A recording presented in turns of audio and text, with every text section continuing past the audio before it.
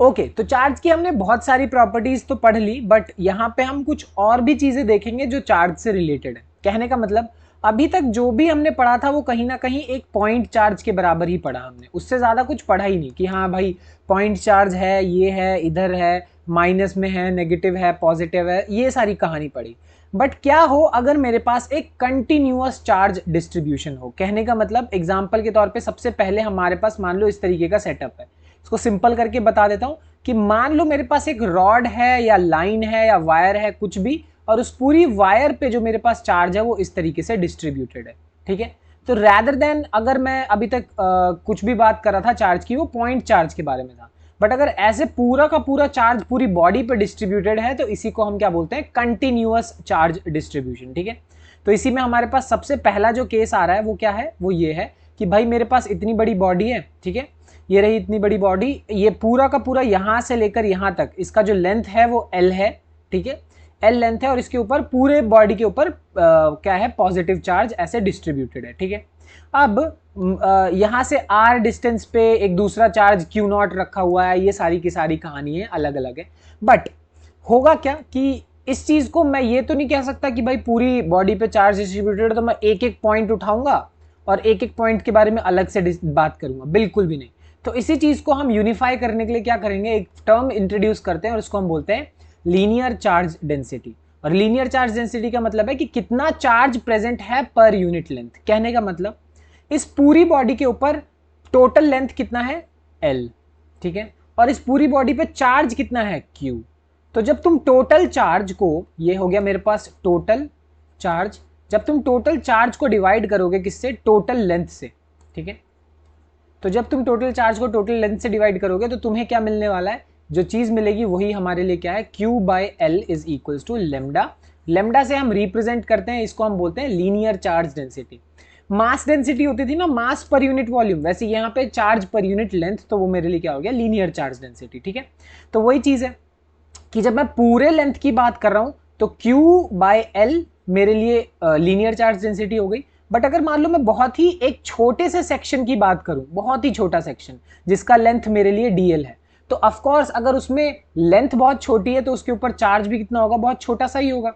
तो वही चीज मैं यहाँ पे कहना चाह रहा हूं कि जैसे अगर लेंथ बहुत छोटी है तो उसके ऊपर चार्ज भी छोटा होगा, बट वो भी लेमडा के बराबर ही होगा। क्यों, क्योंकि लेमडा का मतलब क्या है, चार्ज पर यूनिट लेंथ। तो भले ही तुम टोटल चार्ज लो टोटल लेंथ के बराबर, या बहुत छोटा चार्ज लो बहुत छोटे लेंथ के ऊपर, एट द एंड वो तुम्हें क्या देगा, लेमडा देगा। इसकी कहानी ऐसे समझ सकते हो कि तुम एक जग ऑफ, मतलब एक बहुत बड़ा टैंक है पानी का, ऐसे उठा रहे हो, और एक ग्लास ऑफ वाटर उठा रहे हो। अब ये भी वाटर है, ये भी वाटर है। वाटर की डेंसिटी दोनों ही केस में, जो वाटर की डेंसिटी हम लिखते हैं, चाहे वो बड़ा टैंकर लिखें या फिर बहुत छोटा ग्लास ऑफ वाटर लिखें, वाटर की डेंसिटी सेम रहती है। वैसे ही मैं बहुत छोटे अमाउंट ऑफ चार्ज की बात करूं या फुल चार्ज की बात करूं, एट द एंड वो मेरे लिए क्या होगा, लीनियर चार्ज डेंसिटी ही होने वाला है। तो सिंपल सी बात है, हमारे पास जो फॉर्मूला आ जाएगा वो किस तरीके से आएगा, ये कि भाई अगर तुम्हें लेमडा की वैल्यू निकालनी है तो वो क्या होगा, dq बाई dl, या फिर तुम ये भी लिख सकते हो कि total charge divided by total length. सिर्फ इतना कर दोगे तो भी काम बन जाएगा। तो बस इतना सा ही कंसेप्ट है हमारे पास किसका, लीनियर चार्ज डेंसिटी का। तो एग्जैक्टली जिस तरीके से हमने लेंथ की बात कर ली, उसी सेम तरीके से हम वॉल्यूम की भी बात कर सकते हैं कि भाई मेरे पास इतना बड़ा एक सरफेस की सॉरी तो ये मेरे पास एक बहुत बड़ा सरफेस है और इस पूरे के पूरे सरफेस पे मेरे पास क्या डिस्ट्रीब्यूटेड है, चार्ज डिस्ट्रीब्यूटेड है। ठीक है, तो वही है। अब यहाँ पे इस चीज को हम क्या बोलेंगे, सरफेस चार्ज डेंसिटी, कि भाई मेरे पास कितना चार्ज कितने सरफेस के ऊपर डिस्ट्रीब्यूटेड है, उसी चीज को हम क्या बोलेंगे, सरफेस चार्ज डेंसिटी। अब फिर से फॉर्मूला एक्सप्लेन करना बहुत आसान है, क्योंकि अगर मैं सिग्मा लिखूंगा तो अगर मान लो मैं बहुत छोटे से एरिया की बात कर रहा हूं तो उस बहुत छोटे से एरिया पे कितना छोटा सा चार्ज डिस्ट्रीब्यूटेड है, वही मेरे लिए सिग्मा यानी सरफेस चार्ज डेंसिटी होगा। या फिर इसी को लिखने का एक दूसरा तरीका भी हो सकता है कि भाई सिग्मा यानी surface charge density is equal to small charge by small area, या फिर total charge by total area. दोनों में से कुछ भी लिख दो, काम तुम्हारा बन जाएगा। एट द एंड ये है क्या, सरफेस चार्ज डेंसिटी, यानी जो मेरा चार्ज है वो पूरे के पूरे सरफेस पे डिस्ट्रीब्यूटेड है। और यहाँ थर्ड और आखिरी तो तुम गेस कर ही सकते हो, थर्ड और आखिरी हमारे पास क्या होगा, ये होगा कि पूरी की पूरी एक बॉडी है 3D बॉडी यानी पूरा का पूरा एक वॉल्यूम है, उस पूरे वॉल्यूम पे इमेजिन कर लो लाइक कोई स्फीयर हो, स्फीयर के ऊपर पूरा का पूरा ऐसे चार्ज डिस्ट्रीब्यूटेड है इस तरीके से, तो उस पूरे पे चार्ज डिस्ट्रीब्यूटेड है, इसको हम क्या बोलेंगे, वॉल्यूम चार्ज डेंसिटी, कि कितना वॉल्यूम ऑफ चार्ज डिस्ट्रीब्यूटेड है, मतलब कितना चार्ज डिस्ट्रीब्यूटेड है पर यूनिट वॉल्यूम। सेम फॉर्मूले में कोई भी फर्क नहीं होने वाला है कि अगर तुम वॉल्यूम चार्ज डेंसिटी लिखोगे तो स्मॉल चार्ज छोटा सा अमाउंट ऑफ चार्ज छोटे से अमाउंट ऑफ वॉल्यूम पे डिस्ट्रीब्यूटेड है वो, या फिर उसको ऐसे भी लिख सकते हो कि भाई छोटा चार्ज बाय छोटा वॉल्यूम, या फिर total charge by total volume, बस इतना भी लिख दो, दोनों में काम बन जाएगा। तो हमने किया क्या, हमने तीनों के बारे में बात कर ली, हमने लीनियर यानी लेंथ के बारे में बात कर ली, सरफेस के बारे में बात कर ली, और हमारे पास वॉल्यूम चार्ज डेंसिटी भी बात कर ली।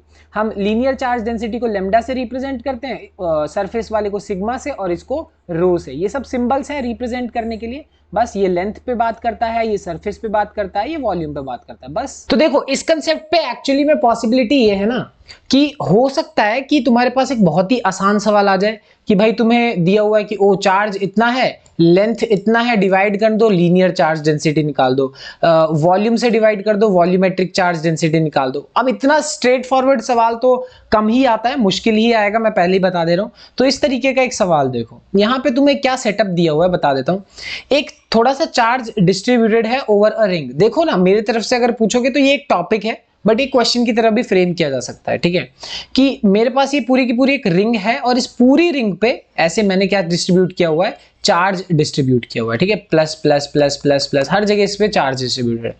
अब मुझे क्या निकालना है, एक एक्सप्रेशन निकालना है इलेक्ट्रिक फील्ड का, कहां पे, at a point on the axis of the ring. कहने का मतलब है कि ये रही उसकी एक्सिस, और इस एक्सिस से अगर तुम लाइन खींचोगे तो एक रैंडम पॉइंट P पकड़ो, और उस पॉइंट P पे तुम्हें इलेक्ट्रिक फील्ड की वैल्यू निकालनी है, ठीक है। इतना आसान तो होगा नहीं, थोड़ी सी मेहनत तो इस क्वेश्चन में करनी पड़ेगी, तो वही मेहनत कैसे करेंगे वही चीज देखते हैं। सबसे पहले तो मैं तुम्हें डायग्राम समझा दूं। हम जब भी इस तरीके का क्वेश्चन करेंगे, जब भी, देखो ये तो एक रिंग का एग्जाम्पल है, मैं बहुत सारे क्वेश्चंस फ्रेम किए जा सकते हैं, सारे क्वेश्चंस तुम कर भी नहीं सकते, और ना सारे क्वेश्चंस किए जा सकते हैं यहाँ एक वीडियो के अंदर। मैं तुम्हें समझा सकता हूँ आइडियोलॉजी, मतलब इस क्वेश्चन को करने के पीछे जो दिमाग लगता है वो किस तरीके से लगता है। जब भी तुम्हारे पास कोई इस तरीके की बॉडी है, चलो मान लो ये रिंग है, ठीक है, तो रिंग अगर तुमने ली तो रिंग में तुम्हें करना क्या है कि उसमें एक बहुत ही छोटा सा सेक्शन ले लेना है, DL, ठीक है। टोटल लेंथ जो रिंग की होगी वो कुछ भी होगी, बट तुमने एक बहुत छोटा सा सेक्शन ले लिया, ठीक है। अब उस बहुत छोटे से सेक्शन को ऐसा समझ लो कि वो इलेक्ट्रिक फील्ड जब लगाएगा तो ऑफ कोर्स वो क्या करेगा, रिपल्सिव लगाएगा, ऑफ कोर्स वो रिपल्सिव लगाने वाला है। और यही चीज अगर मैं नीचे वाले को भी पकड़ के कर लूं तो नीचे वाला भी क्या करने वाला है, एक रिपल्सिव इलेक्ट्रिक फील्ड ही लगाएगा। सिंपल सी बात है, इसमें कोई बहुत बड़ी चीज नहीं है। अब यहां पे एक बात बड़ी ध्यान से सुनो, होना यह है कि जब देखो तुम ये इलेक्ट्रिक फील्ड जो कि नीचे वाला सेक्शन लगा रहा है, और ये इलेक्ट्रिक फील्ड जो कि ऊपर वाला सेक्शन लगा रहा है, इसके जब तुम कंपोनेंट बनाओगे, कंपोनेंट मतलब कंपोनेंट इस डायरेक्शन में जो कि कॉस कंपोनेंट बनेंगे, कंपोनेंट इस डायरेक्शन में जो कि साइन कंपोनेंट बनेंगे। ऑफ कोर्स, क्योंकि अगर मान लो ये वाला एंगल थीटा है, ठीक है, ये एंगल तुम्हारा थीटा है, तो ऑफ कोर्स ये एंगल और ये एंगल भी थीटा होने वाला है। अब ये एंगल थीटा होगा तो थीटा के साथ वाले कंपोनेंट हमेशा क्या होते हैं, कॉस कंपोनेंट्स होते हैं, ठीक है, हमेशा और थीटा के अपोजिट वाले जो कंपोनेंट्स होते हैं वो क्या होते हैं, साइन कंपोनेंट्स होते हैं, ठीक है। तो अब तुम्हें कॉस कंपोनेंट्स भी मिल गए, साइन कंपोनेंट्स भी मिल गए। अब ये मिलने के बाद ज्यादा मेहनत की काम नहीं है, क्यों, क्योंकि तुम्हें साफ साफ पता है ये और ये तो एक दूसरे को कैंसिल आउट कर ही देंगे, मतलब साइन कंपोनेंट दूसरे साइन कंपोनेंट को खत्म कर देगा, तो उसके बाद कोई प्रॉब्लम नहीं है, बचेगा क्या, सिर्फ और सिर्फ कॉस कंपोनेंट। तो मेरी पूरी कहानी ही इससे रिलेटेड है। कहने का मतलब है कि सबसे पहले अगर मैं मान लो ये जो मेरा बहुत छोटा सा सेक्शन है, इसके ऊपर मैं बहुत छोटे चार्ज की बात करूं, ध्यान होगा तुम लोगों को कि अगर मैं लेमडा की बात करूं तो लेमडा मतलब लीनियर चार्ज डेंसिटी, तो total charge divided by total length, और इस केस में टोटल लेंथ कितनी होने वाली है, 2πa होने वाली है, हाँ या ना। ये हो गई टोटल लेंथ, क्यों, क्योंकि सर्कमफेरेंस ऑफ अ सर्कल, तो लेमडा की वैल्यू हो गई q/2πa। ये हो गई total charge by total length. इसी चीज को मैं क्या कर सकता हूं कि बहुत छोटा सा चार्ज डिवाइडेड बाय बहुत छोटा सा लेंथ, ये भी मेरे लिए क्या होगा, लीनियर चार्ज डेंसिटी के बराबर ही होने वाला है। तो बस यहां से मैं क्या बोल सकता हूं कि जो dq की वैल्यू होगी वो किसके बराबर होगी, लेमडा dl के बराबर होगी, बस। तो यहां से वही चीज है कि अगर मैं लिखने चला जाऊं कि भाई dq, तो dq क्या होगा, q/2πa इंटू क्या, dl, ठीक है। साफ साफ तुम देख सकते हो मैं लेमडा की जगह किसको रिप्लेस कर रहा हूं, मैं q/2πa को रिप्लेस कर रहा हूं, ठीक है, कोई बहुत बड़ी चीज नहीं है। अब यहां से जब मैं इलेक्ट्रिक फील्ड लिखूंगा तो इलेक्ट्रिक फील्ड का तो बहुत सिंपल फॉर्मूला है KQ/R², हमें बहुत अच्छे से मालूम है। वही चीज करेंगे इस छोटे से उसके वजह से K into D Q divided by R², तो ये हो गया K into Q by 2πa। Basically हम कर क्या रहे हैं, हम डी क्यू की वैल्यू रिप्लेस कर रहे हैं, ये जो पूरी की पूरी अभी हमने वैल्यू निकाली, ठीक है। अब वो होगा क्या, साफ साफ देखो, वो बन जाएगा KQ by 2πa into DL/R²। अब यहां से अगला स्टेप जो हमारा होगा, हम ये बोलेंगे कि जो मेरी टोटल इलेक्ट्रिक फील्ड है वो किसके बराबर है, DE cos थीटा के इंटीग्रेशन के बराबर है। ओहो, ये क्या बोल दिया मैंने, जरा ध्यान से सुनो, ये बहुत ही इंपॉर्टेंट कहानी है और इसको बड़े ही ध्यान से सुनना। पॉइंट ये है कि तुम देख रहे हो कि जब मैं इसकी बात कर रहा हूं, ठीक है, तो हो क्या रहा है, इलेक्ट्रिक फील्ड जब तुम निकाल रहे हो तो सिर्फ और सिर्फ उसका कॉस कंपोनेंट सरवाइव कर रहा है, साइन कंपोनेंट दूसरा वाला उसको क्या कर दे रहा है, डिलीट कर दे रहा है, यानी वो खत्म हो जा रहा है, साइन कंपोनेंट बच ही नहीं पा रहा। सिमिलरली इमेजिन करो, अगर मैं इस कंपोनेंट को लूंगा तो इस कंपोनेंट का भी कॉस कंपोनेंट बचेगा और साइन कंपोनेंट जो है वो ये दूसरा वाला क्या कर देगा, उसको खत्म कर देगा। यानी तुम पूरी की पूरी रिंग की अगर बात करो, यानी शुरुआत से लेकर, यानी रिंग की शुरुआत में 0 से लेके चलूं और मैं जब पूरी रिंग का कंप्लीट चक्कर मार लूंगा तो 2πa हो जाएगा। यही होती है हमारी लोअर लिमिट से हायर लिमिट, अपर लिमिट, ठीक है ना। तो मैं पूरा का पूरा रिंग का एक चक्कर मार लूंगा तो उसके बाद मुझे मिलने क्या वाला है कि मैं पूरे रिंग का इलेक्ट्रिक फील्ड निकालूंगा, और जब मैं एक बहुत छोटे हिस्से की बात कर रहा हूं तो उसमें सिर्फ और सिर्फ मुझे कॉस थीटा ही नजर आ रहा है, ठीक है। तो यानी सिर्फ छोटे से हिस्से का कॉस कंपोनेंट निकालो और फिर उसको इंटीग्रेट कर दो पूरे के पूरे रिंग के लिए। छोटे छोटे ऐसे बहुत इनफाइनाइट छोटे छोटे हिस्से होंगे और हर छोटे छोटे हिस्से का तुम इंटीग्रेट कर दोगे, सम कर दोगे, ऐड कर दोगे और तुम्हें टोटल इलेक्ट्रिक फील्ड मिल जाएगी। बस वही वाली कहानी है। तो देखो ये होगा क्या, DE cos थीटा, और इसके बाद तो कहानी सबसे आसान है, यहां के बाद कुछ भी मुश्किल नहीं है। क्यों, DE की वैल्यू मेरे पास ऑलरेडी बड़ी खतरनाक सी वैल्यू यहां पे है, ऊपर हमने जो निकाल लिए वही हम यहां पे पुट कर देंगे, K into Q by 2πa into DL/R², जो कि हमने ऊपर भी निकाली है, ठीक है। उसके बाद अब मुझे cos थीटा की वैल्यू चाहिए, तो अगर cos थीटा की वैल्यू निकालनी है तो तुम ये वाला ट्रायंगल ले लो, इस ट्रायंगल से बढ़िया तो कोई है ही नहीं। अब इस ट्रायंगल में देखोगे तो ये रहा मेरा बेस, ये रहा मेरा हाइपोटेनियस, तो बेस डिवाइडेड बाय हाइपोटेनियस, ये क्या होगा, cos थीटा की वैल्यू, ठीक, ये आ गया। इससे होगा क्या कि R² इंटू R³ के बराबर हो जाएगा, ठीक है, और x भी कांस्टेंट है, KQ भी कांस्टेंट है, 2πa भी सब कुछ कांस्टेंट है, तो वो बाहर आ गया। अब जो जो कांस्टेंट है वो बाहर आ गया, DL सिर्फ उसका इंटीग्रेशन करना है। मुझे लगता है सबसे आसान तो इंटीग्रेशन इसी का होता है, DL DX वगैरह वगैरह, इनका इंटीग्रेशन क्या होता है, x होता है सिर्फ, ठीक है ना। तो cos थीटा की वैल्यू x/r थी, यहीं से जब तुम DL का इंटीग्रेशन करोगे तो वो सिर्फ और सिर्फ L के बराबर होगा, ठीक है। अब इंटीग्रेशन करने के बाद सबसे पहले ये वाली चीज, तुम इस चीज को नोटिस करो, ये सेम चीज मैंने यहां पे लिखी हुई है कि KQX divided by 2πa into R³, ठीक है, बहुत बढ़िया। इसका इंटीग्रेशन करेंगे तो सिर्फ और सिर्फ L बचेगा, और फिर हम शुरुआत कहां से करेंगे, लोअर लिमिट से, लोअर लिमिट, फिर अपर लिमिट से अपर लिमिट। कहने का मतलब है कि यहां ऐसे किया जाता है कि 2πa और यहाँ पे 0 इसको L में डाला हुआ है, तो एक बार अपर लिमिट डाल दो L की जगह, माइनस एक बार लोअर लिमिट डाल दो L की जगह, और माइनस करने के बाद तुम्हें फिर से क्या मिलने वाला है, 2πa ही मिलने वाला है। वही चीज करेंगे यहाँ पे कि भाई upper limit minus lower limit करने के बाद 2πa ही मिल रहा है, ठीक है। और यहाँ पे एक चीज और की जा सकती है कि अगर मैं R की वैल्यू को बड़ा ध्यान से देखूं तो R की वैल्यू क्या होने वाली है, सिंपल सी बात है, वो होगी अंडर रूट, यहाँ पे होगा वो under root A² plus x²। कैसे कैसे आने वाली है वो आएगी पाइथागोरस से। ये रहा परपेंडिकुलर, ये रहा बेस, और R हाइपोटेनियस है तो वो होगा। अब इस R की जगह तुम अगर प्लेस करोगे under root A² plus x², तो क्या बनेगा, under root A² plus x², उस पूरे की पावर 3। तो ऐसा भी बोल सकते हो कि root of A² plus x², ठीक है, और इस पूरे की पावर 3, और अगर ये रूट हटा दिया यहां से तो वो पावर क्या हो जाएगी, 2, है कि नहीं। मतलब रूट का मतलब होता है पावर 1/2, बस ये वाली कहानी है। तो यहां मैं लिख दूंगा, होगा क्या यहाँ पे कि सबसे पहली चीज ये मेरे लिए हो गया x² प्लस A² की पावर 3/2, ठीक है, जहां पे R² की वैल्यू क्या है, x² प्लस A² के बराबर है। ये तो आ गई हमारी इलेक्ट्रिक फील्ड की लगभग कहानी। इसके बाद की कहानी थोड़ी सी आसान है, क्यों, क्योंकि ये जो मेरे पास वैल्यू आई KQX, देखो KQX, ठीक है, 2πa से 2πa कैंसिल हो जाएगा, बचेगा क्या, सिर्फ x² प्लस A² की पावर 3/2। तो मेरे हिसाब से ये भी एक गुड फॉर्मूला है, ठीक है।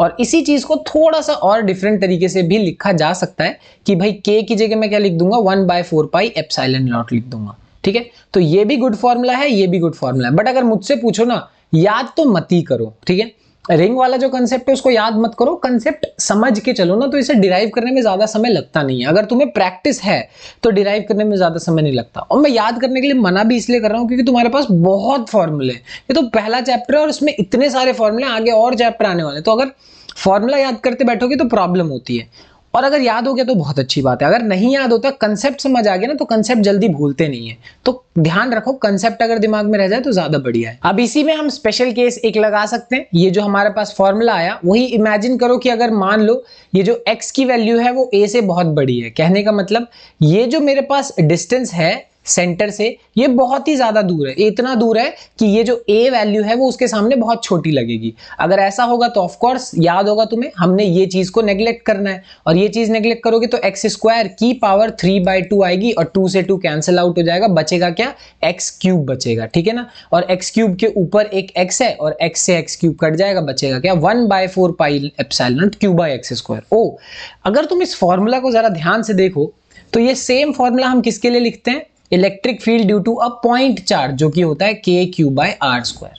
तो तुम नोटिस करो, इलेक्ट्रिक फील्ड एक रिंग का, ठीक है, बहुत ही दूर, अगर मैं बहुत दूर उस रिंग से मानूं, या फिर इलेक्ट्रिक फील्ड एक पॉइंट चार्ज का, वो बिल्कुल ही सेम होता है। ठीक है, तो यहां मेरा कहने का पॉइंट क्या है, पॉइंट सिंपल सी बात यह है कि इलेक्ट्रिक फील्ड की जो वैल्यू होगी वो एक रिंग के लिए, उस रिंग से काफी दूर, और क्या कहते हैं, एक पॉइंट चार्ज के लिए बिल्कुल क्या होने वाली है, सेम होने वाली है। तो कंटिन्यूअस चार्ज डिस्ट्रीब्यूशन के कंसेप्ट में इतना ही। हालांकि मैं तुम्हें बोलूं, ये कोई बहुत मेजर टॉपिक नहीं है।